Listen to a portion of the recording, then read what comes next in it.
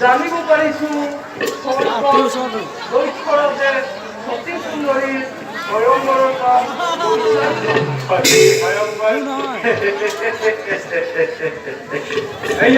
স্বয়ংবৰ নহয় কবন এয়া হৈছে প্ৰলয়ৰ এক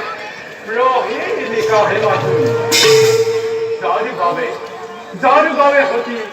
কন্যাই আৰাধিছে স্বামীৰ মানসেৰে এখন